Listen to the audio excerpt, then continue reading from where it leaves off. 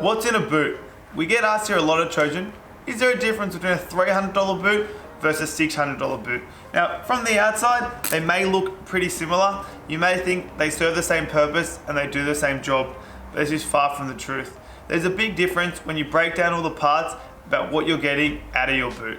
Now, if we were to start with the footbeds, which is the easiest place to start, I find. Now, a cheap footbed is flat, no support, very flimsy. You're not getting much out of it. It's just there to protect the bottom of the boot. A more expensive one, you have a lot more dampening. It's a lot solider. Your heel cup fits in. You have a bit of support under your arch, but you can improve on that. At your best, it's pretty stiff, so it's not going to bend. You're not going to flex out. You have very good arch support, and you may even have a heel lift just so you can come down those hard landings.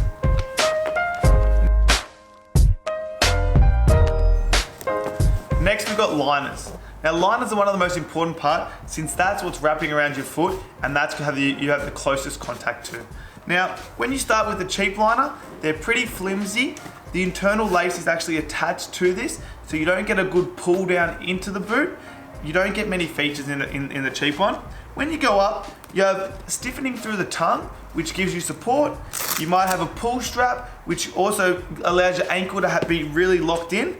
This will also have a lot more support in your J-bars so that it's nice and comfortable and really holds your ankle.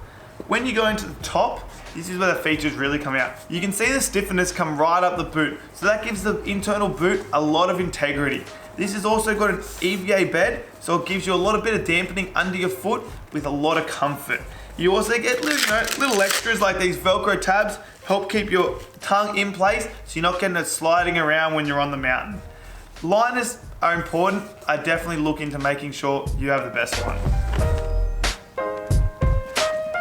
Now, the final piece of the puzzle, the outer. Now, the outer's important also. You have your final tightening, which in a cheaper boot is going to be either a single boa, a simple lace, something that's not really going to get you a good pull top and bottom.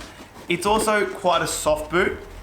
An EVA footbed with one density. So all you're getting usually is a soft footbed that's going to crumple a bit underneath your foot. In a midliner, you get the internal lacing attached to the boot, which gives you a nice pull back into the boot. So that's going to give you a nice hold and a nice feel so that you're connected to the boot. You'll also get this nice foil pad. So what this does is keep the heat inside your boot. So you're not getting cold, you're not feeling the outside. You also get a bit more stiffness throughout the boot and dual lacing. Dual lacing is important.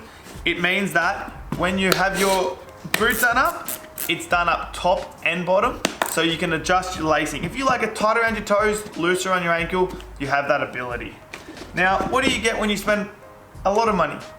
You get all the features I see in the last one with the added footbed that's dual density. So this is soft in places and also stiff in places. Much easier to walk and push.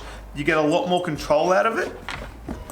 You also get a few added features through the base. So this has like a leather pad. So it sits on top of the foil, so you are getting more comfort and more support. And then last of all, the rigidity. You'll feel this boot will be super contact with your bindings. You'll feel everything and you'll be able to move as performance as possible.